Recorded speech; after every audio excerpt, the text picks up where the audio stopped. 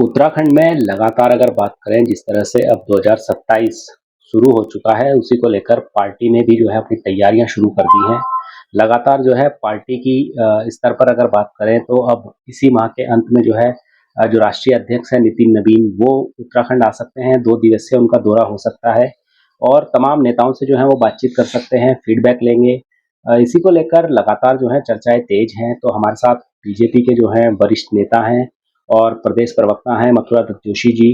उनसे बातचीत कर लेते हैं इसी विषय को लेकर। आखिर क्या कुछ अब पार्टी के अंदर चल रहा है और किस तरह से जो है पार्टी आगामी रणनीति के तहत आगे काम करने वाली है। सर, बहुत-बहुत स्वागत है आपका। धन्यवाद, धन्यवाद आप। अगर बात करें जिस तरह से अब 2027 में बहुत कम समय बचा है, मुश्किल से 5-6 महीने का समय जो है अब बचा है। ऐसे में 2027 में पार्टी क्या रणनीति जो है अब अपनाने वाली है? क्योंकि विधानसभा चुनाव जो हैं आने वाले हैं और जिस तरह से अब असम है, बंगाल है और अनेक राज्यों में जिस तरह से पार्टी ने परचम लहराया है, तो क्या इस बार उत्तराखंड में भी फिर से जो है हैट्रिक बनाने की जो है बात जिस तरह से मुख्यमंत्री जी और अन्य नेता भी जो है कह रहे हैं, तो वो उस कब तक उसको माना जाए कि कब तक जो है पार्टी इस कार्य प्रणाली को लेकर जो अपने कार्यकर्ता हैं, जो नेता हैं, उनको कब तक तैयार कर देगी उत्तराखंड के अंदर? देखिए, निश्चित रूप से आगामी वर्ष जो है वो चुनाव का वर्ष है। 2027 में यहाँ पे चुनाव होंगे। जनवरी-फरवरी का महीना जो सर्दी का महीना होता है, लेकिन राजनीतिक रूप से बड़ा गर्म महीना रहेगा और पूरे चुनाव पूरे शबाब में रहेंगे और पार्टी उसके लिए पूरी तरीके से तैयार है। पार्टी का अपना रोड मैप तैयार है। पार्टी का संगठन का ढांचा पूरी तरीके से तैयार है। पार्टी स्तर पर तमाम तरीके के प्रशिक्षण वर्ग चल रहे हैं, जिला स्तरीय चल रहे हैं, प्रदेश स्तरीय चल रहे हैं, मंडल स्तरीय और ब्लॉक और बूथ स्तरीय प्रशिक्षण वर्ग पार्टी शुरू कर रही है। कार्यकर्ताओं के बीच में जाकर सरकार के प्रतिनिधि भी सरकार की उपलब्धियों को बताने का काम कर रहे हैं और जगह-जगह पर माननीय मुख्यमंत्री जी भी रोज कहीं न कहीं किसी न किसी जनपद के दौरे में रहते हैं और बिल्कुल ही निचले स्तर तक आम आदमी तक पहुँचने का प्रयास कर रहे हैं, आम आदमी की समस्याओं के समाधान करने का प्रयास कर रहे हैं। क्योंकि निश्चित रूप से ये वर्ष चुनावी वर्ष है और तीसरी बार सरकार बनाने की का प्रयास है और उम्मीद है कि इस प्रदेश की देवतुल्य जनता निश्चित रूप से जो विकास कार्य धामी जी की सरकार द्वारा किए गए हैं और जिस तरीके से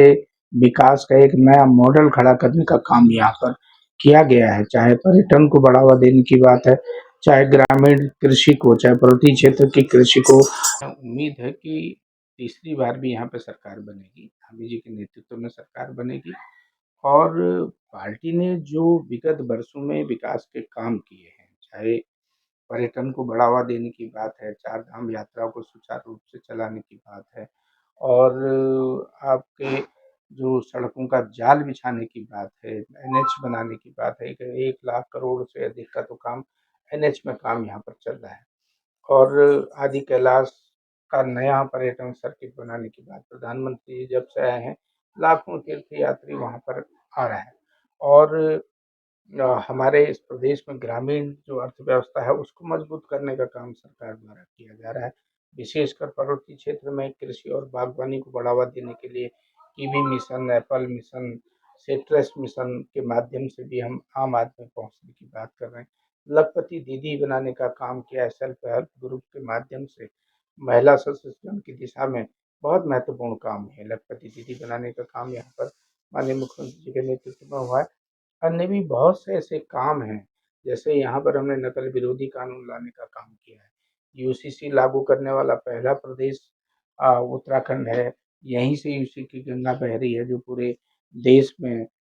उसका प्रचार-प्रसार हो रहा है और अन्य राज्य भी उत्तराखंड का अनुकरण करते हुए उसमें यूसीसी लागू करने की बात कर रहे हैं। दंगा विरोधी अधिनियम लाकर यहाँ पर जो लोग सरकारी संपत्ति को नुकसान पहुँचाना चाहते हैं,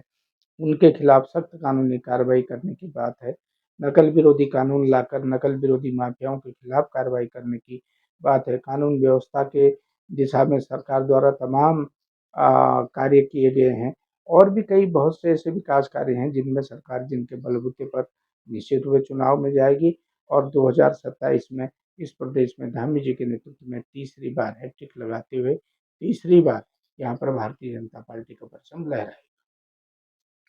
लेकिन सर अगर बात करें जिस तरह से राज्य बने हुए 25 साल से ज़्यादा हो चुके हैं, वहीं 16 साल जो है गौ सेवा आयोग को बने हुए भी हो चुके हैं। लेकिन अभी तक अगर बात करें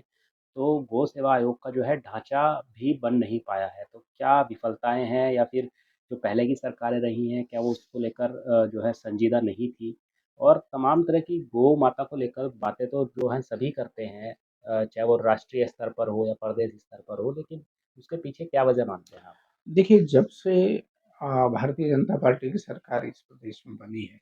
विशेषकर 2022 के बाद अमित जी के नेतृत्व में जो सरकार बनी है, तब से गौ संरक्षण की दिशा में, गोवंश संरक्षण की दिशा में बहुत महत्वपूर्ण काम हुए हैं।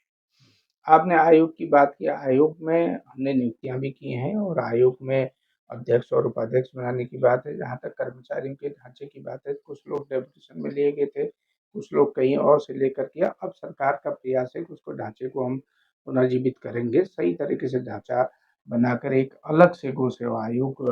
एक महत्वपूर्ण संवैधानिक बॉडी बनेगी, संस्था बनेगी ताकि वो गोवंश संरक्षण के लिए काम कर सके, गौ माता के संरक्षण के काम कर सके, उनके सही उपयोग के लिए काम करे। गौ गाय हमारी राष्ट्र माता है, देखिए सब लोग सम्मान करते हैं, गाय का हर एक चीज़ हमारे काम लगता है। गाय दुधारू गायों को आगे बढ़ाने के लिए भी बहुत से काम ऐसे हुए हैं। आजीविका आजीविका का साधन भी गाय बन सकती है। अब तो गौमूत्र भी गोबर तक भी बिक रहा है, उस दिशा में भी सरकार द्वारा पहल की गई है। विशेषकर जो हमारे यहाँ संकर नस्ल की गायें लाने की बात यहाँ पर हो रही है और बाहर से भी गायें गोवंश को संरक्षण करते हुए यहाँ पर पर्वतीय क्षेत्र में डेयरी उद्योग को बढ़ावा देने के लिए नई-नई नस्ल की के गोवंश यहाँ पर लाए जा रहे हैं, उस दिशा में सरकार द्वारा काम किया जा रहा है। हमें उम्मीद है कि जल्दी ही जो ढाँचे की बात आपने की है, सरकार उसको बनाने में भी सफल रहेगी।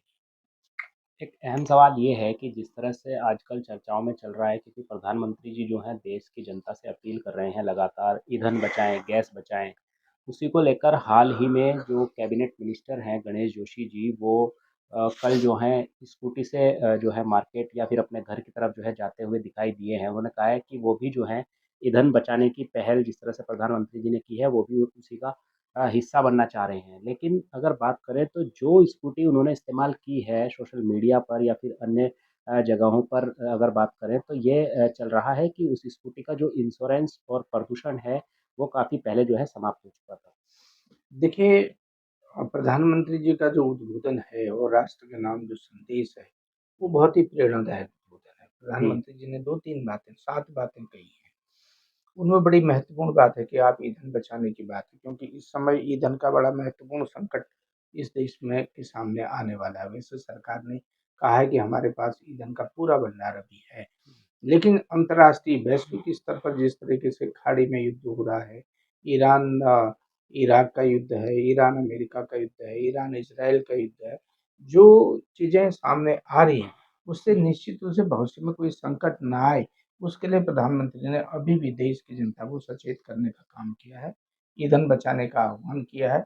और उसमें बहुत सी लोगों ने उससे प्रेरणा लेते हुए उसका अनुसरण करने का भी काम किया। बहुत से मंत्रियों ने हमारे यहाँ फ्लीट कम करने का काम किया है और माननीय मुख्यमंत्री जी की फ्लीट में भी गाड़ियाँ कम करने का काम किया है। मंत्रियों ने भी अपनी गाड़ी में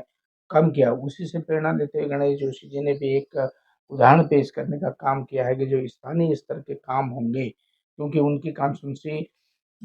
मसूरी कॉन्स्टिट्यूंसी है जो बिल्कुल शहर से लगती हुई कॉन्स्टिट्यूंसी है, बहुत लंबा-चौड़ा इलाका नहीं है, 50 किलोमीटर के दायरे में रेडियस में उनकी पूरी कॉन्स्टिट्यूंसी समाप्त होती है, तो उन्होंने कहा कि मैं बहुत से काम स्कूटर में भी कर सकता हूँ, अपनी गाड़ी से भी कर सकता हूँ और मोटरसाइकिल में भी कर सकता हूँ, उसमें किया है। अब मैं समझता हूँ उसमें क्या स्थिति है, कौन-सा स्कूटर है, किसके ने आपको सूचना दी है, वो एक अलग विषय है और हमें इन चीज़ों में ना जाकर जो रचनात्मक बात है उस तरफ लेना चाहिए और गणेश जोशी जी के कदम का भी स्वागत करना चाहिए। कभी-कभी मानव भूल भी हो जाती है कुछ चीज़ें, अगर कोई कमी होगी तो उसको दुरुस्त करने का भी काम करेंगे। उनका स्वभाव भी है, उन्होंने पहले भी बहुत से बार इस चीज़ का इस्तेमाल भी किया है, आज जिससे उन्होंने स्कूटी का इस्तेमाल किया है, मोटरसाइकिल का इस्तेमाल किया। हम उम्मीद करें कि अन्य मंत्री भी उन्हीं उस तरीके के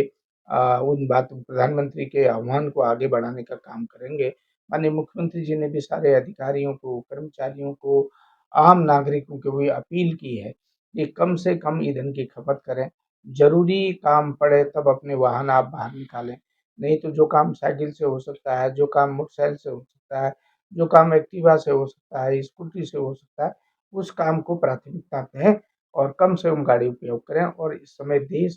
संकट में बचाने का काम जनता द्वारा किया जाता है। और जब जन सहभागिता होगी, जनता का सहयोग मिलेगा, तो निश्चित रूप से ये देश प्रगति करेगा, देश आगे बढ़ेगा और हमने उसका जवाब भी देना। माननीय प्रधानमंत्री जी ने कहा कि विदेश यात्रा भी कम करिए, उसमें भी क्योंकि विदेशी मुद्रा का जो भंडार है, उसको भी हम ठीक-ठाक तरीके से रख सकें, उसमें ज़्यादा दिक्कतें हमारे सामने ना आएँ। ये भी प्रधानमंत्री जी ने कहा है कि विदेशी मुद्रा का कम से कम हम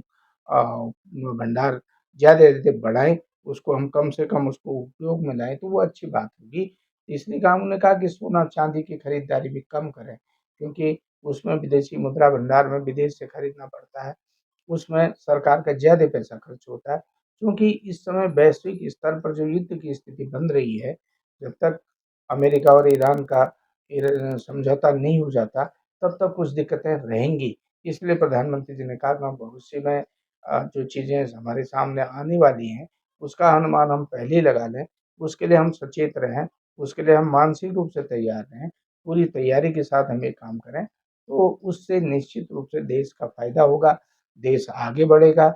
और देश की जनता के सामने कोई ऐसी चुनौती भी नहीं रहेगी। बीजेपी के वरिष्ठ नेता और प्रदेश प्रवक्ता मथुरादत्त जोशी जी, जिन्होंने साफ तौर पर कहा है कि 2027 में एक बार फिर से बीजेपी पार्टी हैट्रिक लगाने वाली है और उसी की तर्ज पर जो है पार्टी काम कर रही है। वहीं अगर बात करें जिस तरह से गौ सेवा आयोग को बने हुए 16 साल हो चुके हैं, तो उन्होंने कहा है कि जल्द ही जो है इसका ढांचा अब सरकार कहीं न कहीं बनाने की जो है पूरी कवायद में जुट चुकी है, तो माना जा सकता है कि जल्द ही जो है उसका ढांचा भी बनकर तैयार होगा। अगर बात करें लगातार जिस तरह से जो पार्टी के राष्ट्रीय अध्यक्ष भी नितिन नवीन भी जो हैं इस माह के अंत में 2 दिवसीय दौरे पर आ सकते अरे हैं, आप तो उसी को हुजूर, लेकर हुजूर, हुजूर कहाँ लगातार जो है हैं? तैयारियाँ चल रही हैं और बात करें तो लगातार उसी तैयारियों में जो है सभी नेता और कार्यकर्ता जुटे हुए हैं। उससे देहरादून से बात कैमरा तो हुई पर्सन थी, सुभाष उसने सिंह कहा के साथ गुरुजी मैं अभिनव बताऊँगा, नायक। कहा था